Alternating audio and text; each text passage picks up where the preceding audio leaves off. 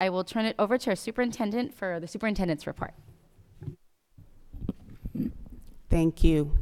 I'm not really feeling like presenting what was on paper, so I trust that you all can read and kind of stay up to date on some of, even with all of this crisis that we're in, and just energy that you can see some of the good work that's being done on the ground in our schools.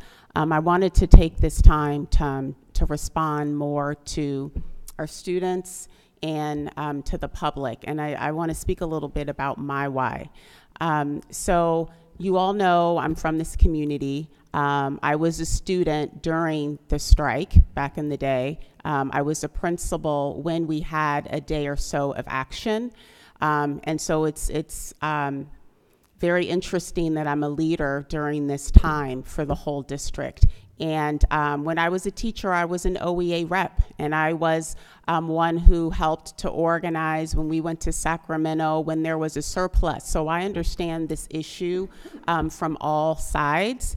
And I think the thing that saddens me most is everything that's happening now in 2019. We have dealt with as a district just for decades. So I think my why coming into this position is, how do we show up differently in this moment so we're not here again constantly? Because the individuals who lose out the most are the students. I felt like there were things that I missed out on as a student. And there are lots of things, even as a parent now, that I'm having to compensate for, because we're not able to provide all students what they need.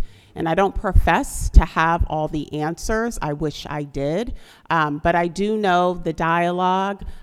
We're going to make mistakes. I know I'm going to make mistakes. We're all going to make mistakes. So figuring out how we stay in it and push back on each other.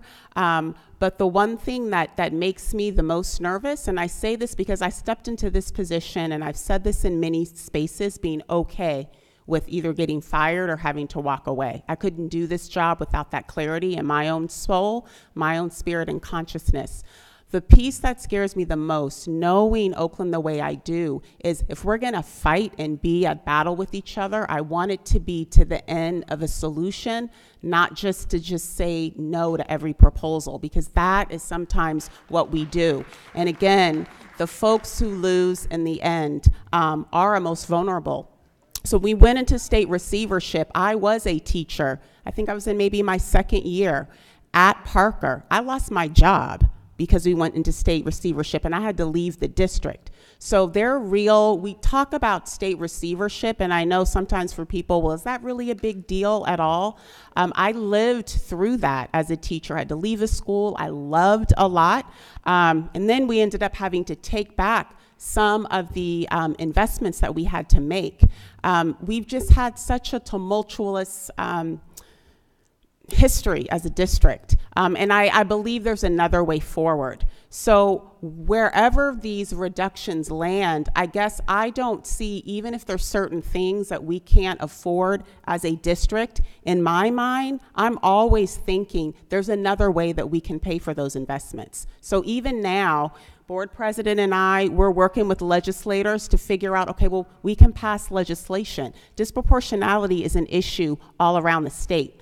So that's my ask with community is, we may be resource poor at this moment. That can change, and that's a lot of the advocacy we see, but we're resource rich within the city. So why do we think we can't go after what it is we need? That's what we should be doing in this moment. So even if we're able to save what we have, it's still pennies on a dollar for what all of our schools need. What we're paying for, even if we saved everything, it's still so insufficient for what it is that our kids need to be able to be college, career, and community ready. So we need to work together, and I appreciate everyone being here. Come here every meeting, yell and scream. I think we've all learned to have thick skin, but some of that energy needs to be in city council meetings. Some of that energy needs to be at county meetings. More of that energy needs to be at the state. More of that energy needs to be people coming up and figuring out creative ways. I know many of my staff have been talking about, well, how do we take some of the work we do here and charge other districts and make more money to bring in? So these are the things, this is the moment. And sometimes I think, well, maybe the Spirit is putting us all the way down at the bottom to force us to really start thinking differently. So that's what I intend to do in this moment. Just because we may not have a lot of resources at our fingertips within the district doesn't mean that we can't go after and be more aggressive and bold about what it is that we need. So that is what I encourage. I would love to have those kind of conversations with students. But even with community, and many of our staff are already having those conversations.